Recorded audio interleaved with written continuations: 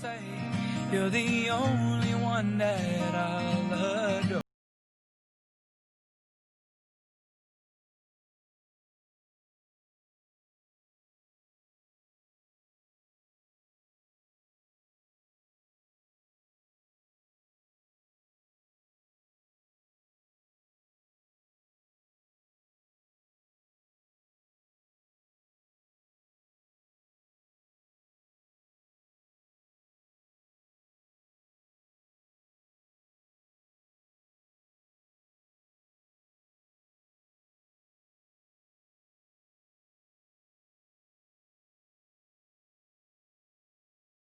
Selamat siang semuanya.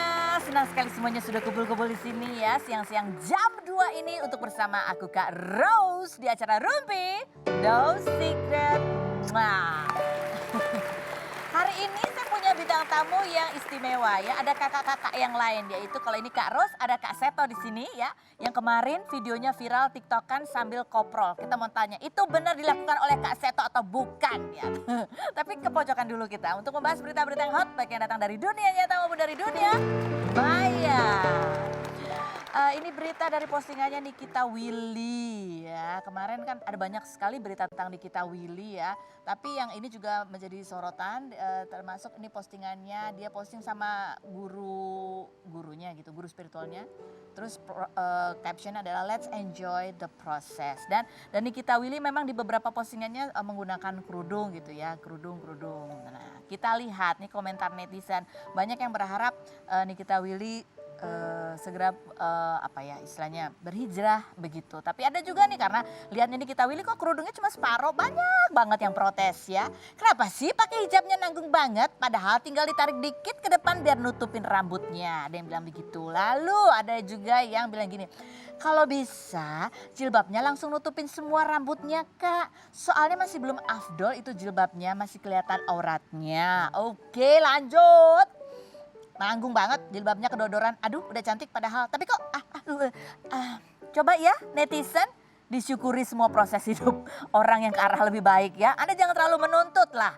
Repot nanti kalau terlalu menuntut itu kadang suka menjadi beban ya enggak sih. Ini padahal juga nih kita Willy aja captionnya udah let's enjoy the process. Yang artinya udah nikmatin aja prosesnya. Mungkin ada orang yang bisa langsung, ada yang perlu proses. Kita dukung aja kalau emang itu yang baik. Bukan begitu? Aduh aku bijak sekali. Karena ada Kak Seto di sini aku jadi bijak banget. Yang berikutnya coba kita lihat ini postingannya Betran Antolin ya. Ini aku juga komentar di Instagram Betran. Jadi dia cerita adik kandungnya dia itu lagi belajar nyetir. Sama ada kan pelatihnya tuh cowok. Nah tapi kata Betran ternyata si pelatih nyetir yang cowok itu melakukan pelecehan. Jadi minta nomor teleponnya terus ngirim-ngirim pesan yang menurut Betran itu gitulah pokoknya ya. Buat para orang tua yang anak gadisnya mau belajar mobil di tempat les private, hati-hati. Adik kandung saya baru diketahui dapat pelecehan oleh sang guru tersebut. Di mobil belajar jangan hanya berdua dengan pengajar. Nomor telepon adik saya di chat tidak sopan. Padahal nomor tersebut katanya buat menyelesaikan jadwal. Enaknya diapain ya katanya gitu. Nah aku nggak tahu sih itu bunyi chatnya apa ya. Pokoknya ini membuat sang kakak marah, itu berarti mungkin juga memang tidak sopan. Nah Betran mencoba untuk menghubungi tempat les itu yang terima cewek. Tapi Betran malah diblok katanya. Saya hubungi ke nomor WhatsApp les tersebut bukannya ditegur malah diblok.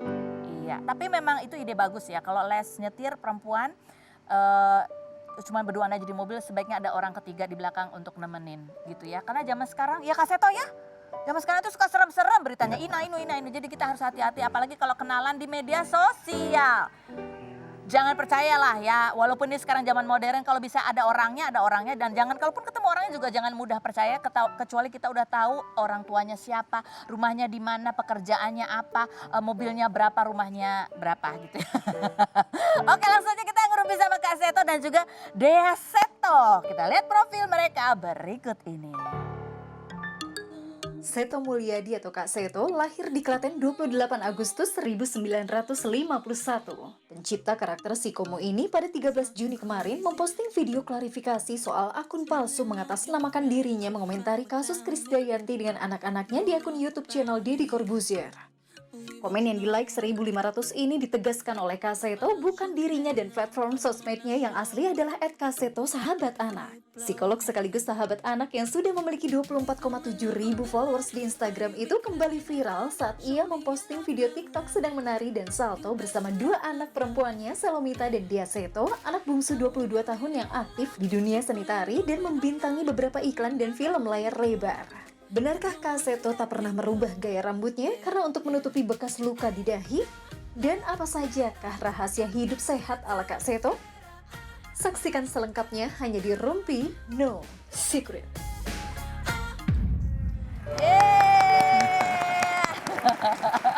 Senang banget loh kita kedatangan Kak Seto. Terima kasih, ya. Mbak Beni. Kak Seto, Kak Dia Seto, Kak Ros, ya sini kakak-kakak semua.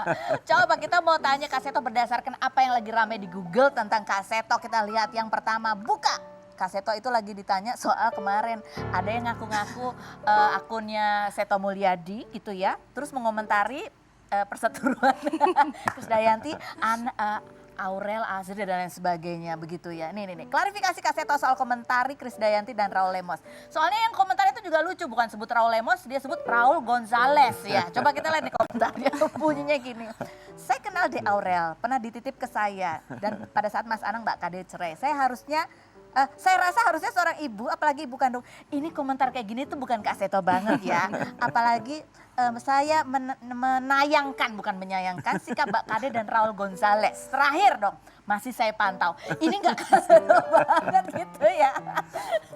Ini Kak Seto taunya dari mana? Apa dia duluan yang tahu ada postingan kayak gini? Kayaknya langsung nyebar ke kami semua ya, baik ke keluarga, ke teman-teman kita. Jadi kayak kita taunya barengan sih. Terus reaksinya gimana Kak Seto lihat ada komentar kayak gitu?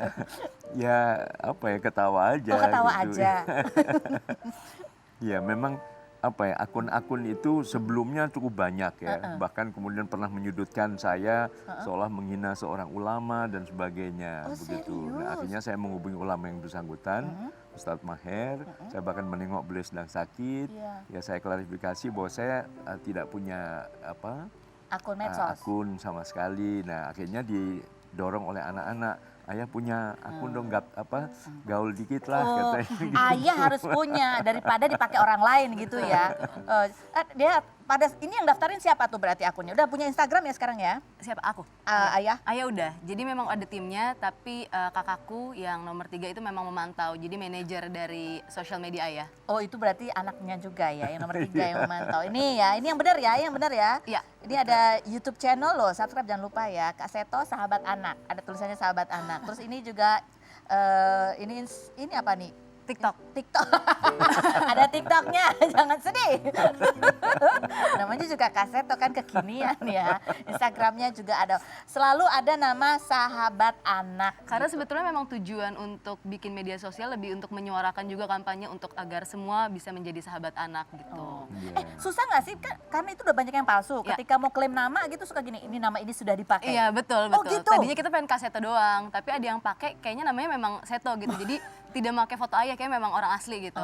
Tapi kita coba cari yang lain, nah nih udah banyak banget. Akhirnya banyak ya, udah rundingkan. diklaim sama orang lain. Kita rundingkan akhirnya ya udah sahabat anak gitu. Oh, jadi ada banyak ternyata yang menggunakan nama Kak Seto untuk komentar sana, komentar sini dan memancing di air keruh gitu ya. Tapi kan Kak Seto sebenarnya pada kenyataannya Kak Seto sebagai pemerhati anak juga di apa namanya, aku suka ketukar-tukar Komisi Lembaga Perlindungan Anak, LPAI. MPAI. Iya. Itu kan juga sering dimintai untuk apa ya, menjadi mediator untuk kasus-kasus yang berkaitan sama artis. Iya, Gitu kan betul. ya Kak Seto. Iya. Kita mau tanya deh pengalaman Kak Seto. Kak Seto kan kenal berarti dua-duanya, public figure juga gitu. Iya. Suka ada perasaan apa nggak enak atau apa gitu nggak sih Kak Seto?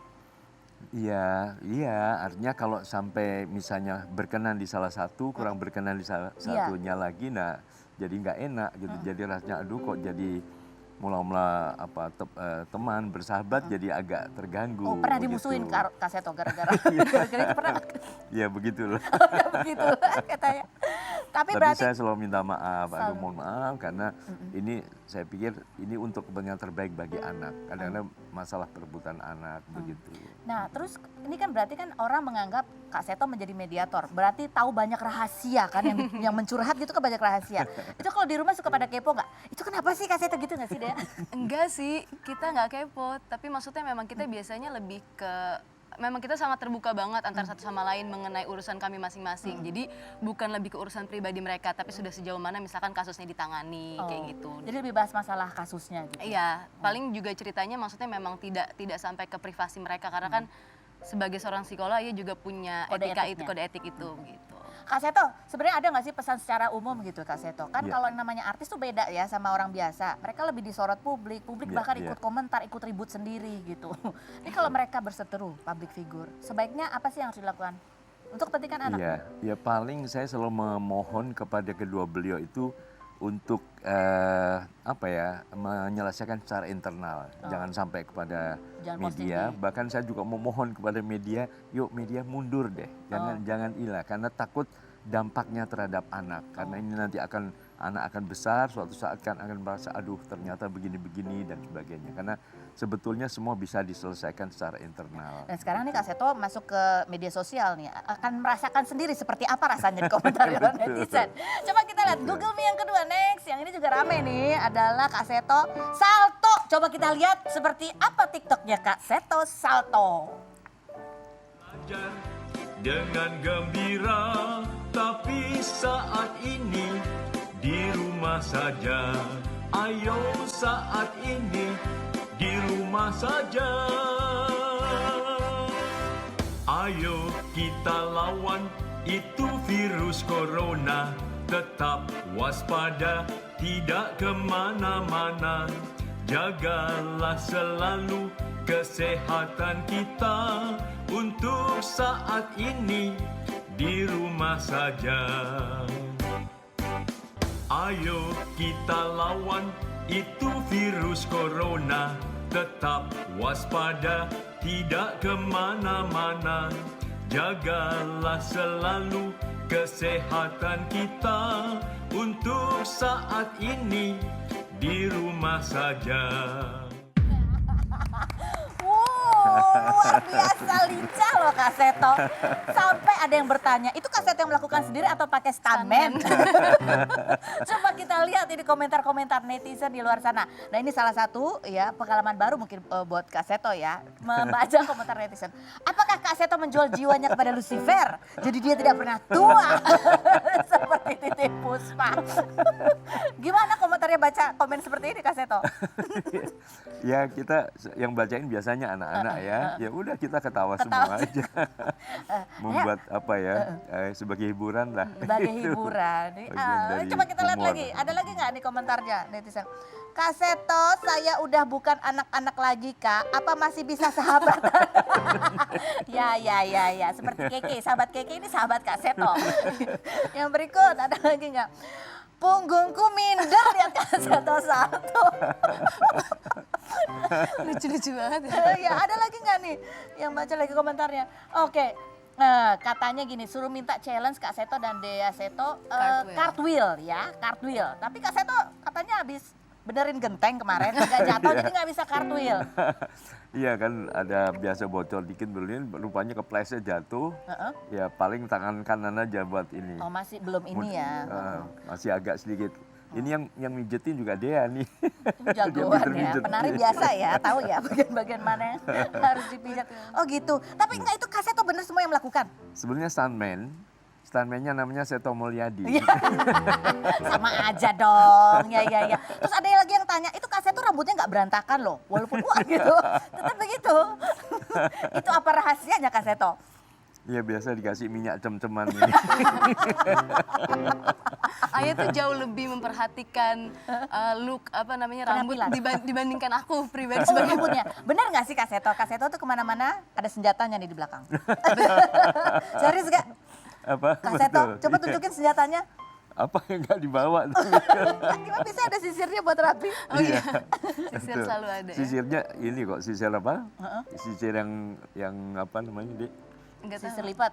Bukan yang lebar Sikat. gitu. Oh, sisir sikat. Iya. Oh, iya. itu Mas selalu dibawa kemana-mana Kak Seto? Ya di tas saja. Di tas. Itu kan Nggak rambutnya bisa juga dikantongin. fenomenal. Kak Seto tuh rambutnya fenomenal. Gak pernah berubah ya kan? Betul. Kamu sebagai anak pernah lihat ada perubahan nggak dari kecil? Nggak sama sekali. Nggak sama sekali. Bahkan yang motongin pun juga nggak berubah, nggak Iya. boleh berubah. Memang hanya satu yang mengerti. Iya, sampai pindah kota juga tetap diikutin. dicariin gitu ya. Oke, nah Dea Seto sendiri ini juga anaknya Kak Seto yang terjun ke dunia sinetron, penari juga gitu ya. Dan benarkah kalau Dea ini main sinetron itu Kak Seto harus yang memilih ini bagus nggak ceritanya ya, ini atau enggak ya, karena kan image Kak Seto sebagai sahabat anak dan sampai sinetronnya yang bertentangan gitu ya. Kita bahas selain berikut ini, jangan kemana-mana. Tetap di Rumpi, No Secret. Wah. Yang menanyakan ke saya apakah rambut saya ini wig atau apa begitu, saya mengatakan bukan, ini rambut asli nih. Jadi betul-betul ya dirawat, potong dengan rapi oleh Mas Andri ini. Jadi bukan pakai wig ya. Kayaknya nggak pernah dirubah. Iya, karena ini buat saya yang paling mudah ya. Karena juga sambil menutupi jidat saya ini berdarah waktu itu dijahit sehingga kelihatan begitu. Jadi kalau ditutup pakai poni maka tidak terlalu mencolok luka yang ada di jidat saya ini. Saya umur 4 tahun waktu itu jatuh. Memang dari kecil bandel sekali, nggak bisa diem, naik ke atas pohon jatuh berkali-kali. Nah, suatu saat bocor kepalanya, dijahit, dan setelah itu ya udah saya tutup selalu dengan poni.